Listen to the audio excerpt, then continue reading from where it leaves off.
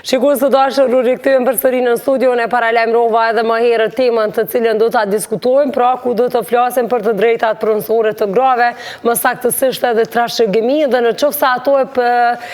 pranojnë trashëgimin apo të drejtën e tyre pronësore nga familja apo nga babai dhe prindërit në këtë rast, tutje kjo është bërë krejt në bazë të një hulumtimi dhe një pyetësori ku gratë pra pyeten nëse ato kanë pranuar trashëgimin apo jo. Vjen nga organizata Qika, e kemi këtu në studio hulumtuese nga kjo organizatë që është Blenda Aslani. Mirëmëngjes, mirë se na ke ardhur. Mirëmëngjes, faleminderit juve për ftesën. Shumë kënaqësi që të kemi këtu. Organizata Qika nuk është hera e parë që po bën diçka në drejtim të emancipimit të grave dhe kuptimit ndoshta të drejtave të tyre, por që ky një hap i radhës, po besoj. Atëherë organizata Qika që prej themelimit vazhdimisht ka voku përmes formave të ndryshme të aktivizmit për të drejtat e grave në pronë, për trajtimin e pronës si të barabartë në mes të gjinive. Edhe kjo ka ndodhur përmes kampanjave vjedisuese, qoftë online, qoftë të dalë të folë me njerëz e kështu me radhë. Ndërkaq tu e pa që vazhdimisht nuk po ndron kur gjë në raport me statistikat, në raport me përmirësimin e pozitës së grave në raport me pronën. Organizata Qika ka vendosur me zhvillu një hulumtim më të thellë, i cili e trajton në thelb çështjen e të drejtave pronësore të grave dhe fokusohet veçanërisht te heqja dorë, si një prej formave që më shpesh cënohet e drejta pronësore e grave. Dhe përmes këtij hulumtimi na jemi shumë të interesuar me gjetë për një se çka i bjen, pse gratë hjekun dorë prej pronës. Pra na nuk mujna me folja e marrin gratë pronën ajo, sepse prona mas pari nuk ju ofrohet grave në kuptimin që trajtohet si privilegj veçanërisht e djemve, jo si e drejtë themelore edhe djemve dhe vajzave. Kjo është një realitet për shumë grave në Kosovë, ma mirë me thonë për shumicën e grave në Kosovë. Qoftë në raport me prind, po qoftë edhe në raport me burrin, qoftë pas divorcit, pas vdekjes së burrit e kështu me radhë. Trashëgimia ose marrja pjesës që ju takon grave nuk është fort realitet dhe forma më e shpesh që kjo bëhet është përmes heqjes dorë. Edhe tu e pa që realitet, tu e pa që vazhdimisht për vite të tona, pronësia e grave sillet e dikon 18-19%, është për një me alarmante se nuk po ndryshon kur gjë, janë vazhdimisht 18-19% dhe nuk po ndryshon kur gjë. Në anën tjetër, sipas statistikave të vitit 2019, sepse aktuale nuk kemi prej institucioneve, vetëm 4% e grave kanë trashëguar pronë, që është me të vërtetë qetësuese dhe mendoj që shteti është dashur më marrë, sepse nuk mundesh me thonë okej, na e kemi bo ligjet, janë në fuqi, tash me najt me bo se herë, nuk i takon shtetit me bo se herë, tu i pa gratë që duke qenë se kemi një shpërputhje, një hendek tepër të madh në mes të rregullimit ligjor edhe të realitetit në teren, shteti është dashur me bo diçka, duke qenë se nuk e ka bo, atëherë na po provojmë që me dalë, me taku gra, me taku notar, me taku palë të përfshime, në mënyrë që me ardhë me një qëndrim se çish duhet me u rregullu çështja e pronës, çka duhet me bo shteti për gratë. Po për shembull, nëse me ligj është e rregulluar dhe i takon e drejta ashtu si djalit edhe vajzës në një familje, po ka prej atyre që heqin dorë. Çka do të thotë? Shteti mundet me thonë është e rregulluar me ligj dhe kaq që nuk mujt me i shty ndoshta me zor, me marrë me pranu diçka. Ku është roli juaj në këtë mes dhe çka tutje duhet të bërë? Duhet ndoshta avoku dhe me ju tregu që është e drejt e juaja, duhet me pranu, apo për çka ju nevojitët, ku është roli në këtë mes? Atëherë, bashkë që për thuti është pikërisht çka thot shteti. Pikërisht është një hall që kputon në zinxhirin e realizimit të drejtave pronësore. Për shkak se shteti është aty për njerëz që jetojnë në çat vend. Edhe gjitha ligjet në Kosovë dhe legjislacioni primar, respektivisht ligjet e vendit janë nisur prej kushtetutës e garantojnë të drejtën në pronë edhe e denojnë heqjen arbitrare të së drejtës në pronë pavarësisht gjinisë. Qoftë ligje për trashëgimi, qoftë legjislacionin sekondar ose konventat ndërkombëtare të cilat janë të aplikueshme në vendin tonë, krejt e garantojnë të drejtën, mirë po në anën tjetër, po ashtu e njohin edhe dimensionin gjinor të problematikës. Pra shteti nuk mundet me thënë ja kemi boj ligjet, tash gratë kanë të drejtë, nuk mjafton me pas të drejtë, sepse na po e shohim që duke qenë se ekziston rregullimi ligjor, çaj hendeku po vazhdon me qenë mes të realitetit dhe çfarë sa gratë trashëgojnë. Na shohim vazhdimisht gratë që hiqen dorë prej pronës te noteri në procedura jo kontestimore, por edhe gratë që i ndjekun procedurat kontestimore që shkojnë te gjykata, që po ashtu është problematikën vete për shkak të mungesës së burimeve kështu me radhë, mbështetjes familjare të tjera. Këto na besojmë që duhet me punu në dy dimensione. Së pari duhet me i kallëzu shtetit çka duhet me bëj, sepse ligji për barazi gjinore në Kosovë e obligon shtetin që në të gjitha politikat që i harton me integru perspektivën gjinore, pra me njoft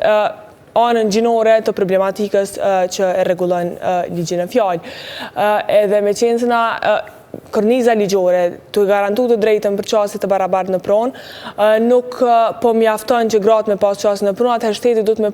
të munalë dhe me këshyrë se ku është probleme. Në anën tjetër, menojmë që është shumë e rëndësishme me punu edhe me njerëz në fushatat të ndryshme të edukimit, sepse krahas ulumtimit që jemi të e bo, na kemi me nisë edhe një kampanjë vedisuese online, e cila flet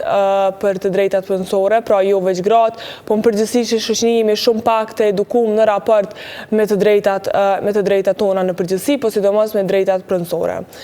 Masanejt e pronat është edhe ka edhe probleme të tjera të ndërlidhuna që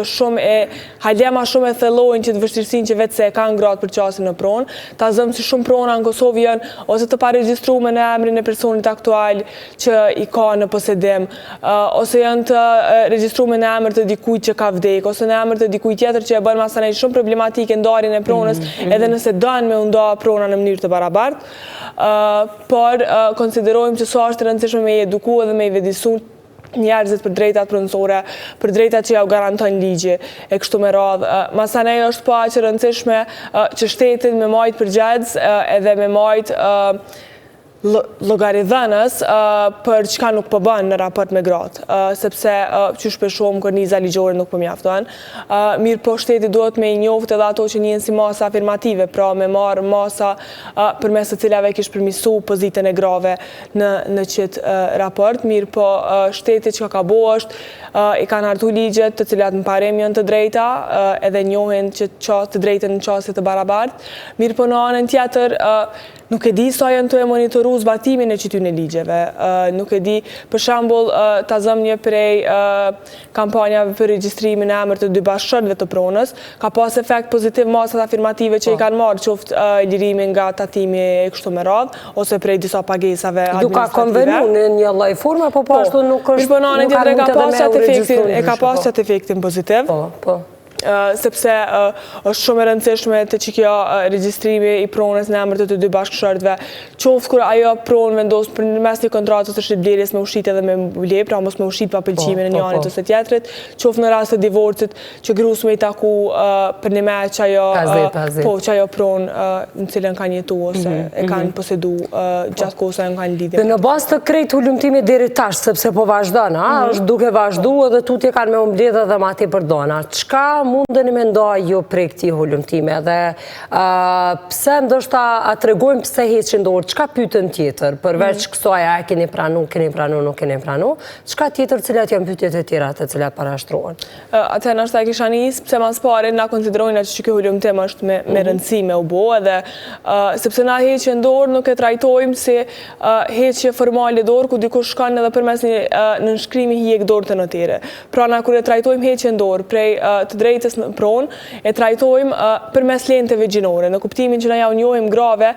krejt rrethana që i qojnë të që ajo hiqe dorë. Qoftë presionin familjar, qoftë tendencat për me i shmang konfliktet. Edhe presioni familjar është një prej formave më të shpeshta që shu kamuflu heqja dorë si vullnetare. Pra nuk është heqja dorë vullnetare nëse gratë shtyhen drejt një vendime, duke qenë të shtyme prej normave gjinore patriarkale që ju thojnë që duhesh me lon hisen të vllau në mënyrë që ti me pas një vend me u kthy te vllau, me shku me nejt, me vizitu, vllau me ardhë në të vizitu ty e kështu me radhë. Pra, qysh me thanë është se krijem e një marrëdhënie krejt transaksionale, cila në familje bazën supozohet me pas në dashuri, në respekt, në ndërsjellje kështu me radhë, e jo në qasjen e pronë apo ta lën motra pronën ajo.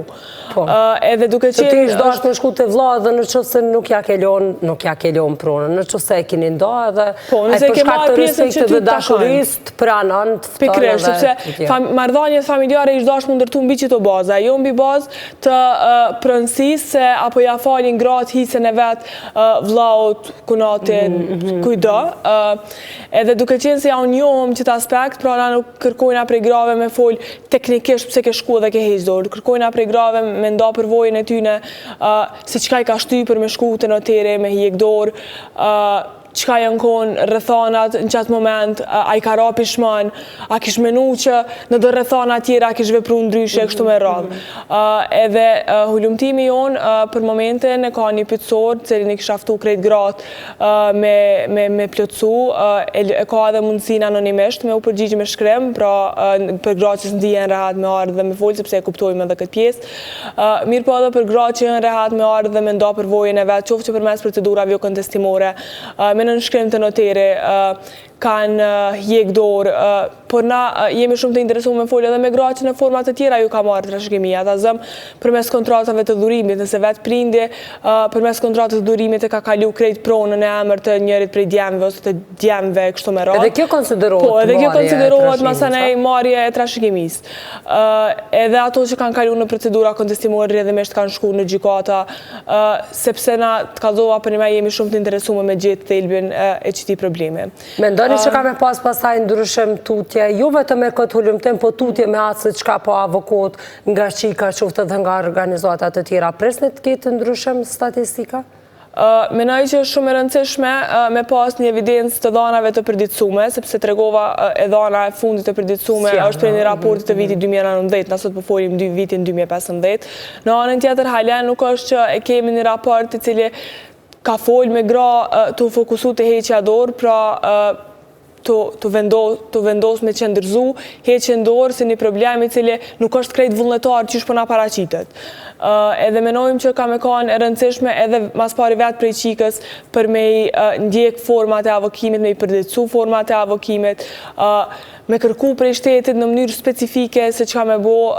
ashtu që shë bojmë tash, mirë, por nëse të shkon edhe ofron zgjidhje, shtetit do të me pas një kundër argument se nuk po bohet. Por po shpresoj që ka me u shfrytëzu edhe si bazë edhe prej organizatave tjera për me vazhdu me folë halema shumë për pronën, për qasjen e barabartën pronë, për heqjen dorë e kështu me radhë. Mirë po menoj që po ashtu ka me qenë bazë edhe për kampanjave disuse, sepse menoj që është shumë e rëndësishme që gratë me ditë që kur heqjen dorë të notere, që kjo vendim është i parevokueshëm, pra nëse të heq dorë, po nuk mund të kthehet, rrjedhimisht është shumë vështirë me kontestu edhe në procedura kontestimore, diçka që ke nënshkru, anë pse ti nuk e ke pas vullnetin e plot.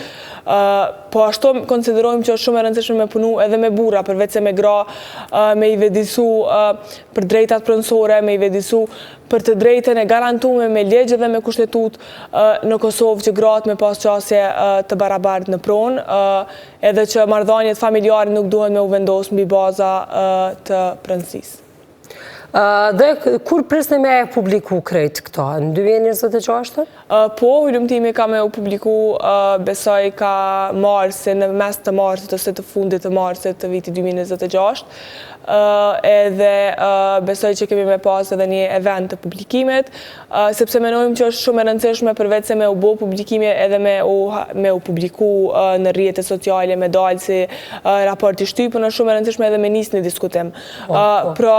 me folë me njerëz të cilët e njohin çështjen, me folë me gra të cilat e kanë këtë përvojë, në çfarë do forme që e kanë kalu ato, pse jo edhe me burra të cilët kanë kalu në këto përvoja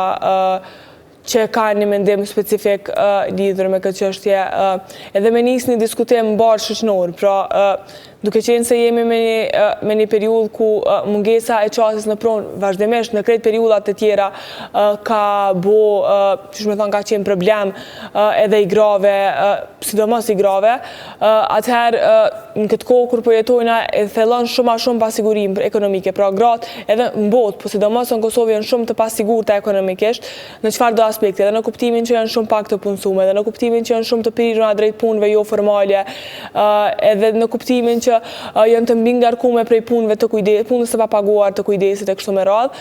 Mirë po edhe mungesa e qasjes në pronë është një prej problematikave që mas shumë të thellon pasigurinë ekonomike që shumë pak trajtohet në këtë aspekt. Sepse ta zëm mungesa e qasjes në pronë, mungesa të pasurit pronë, për shumë gra është problem sepse në start jau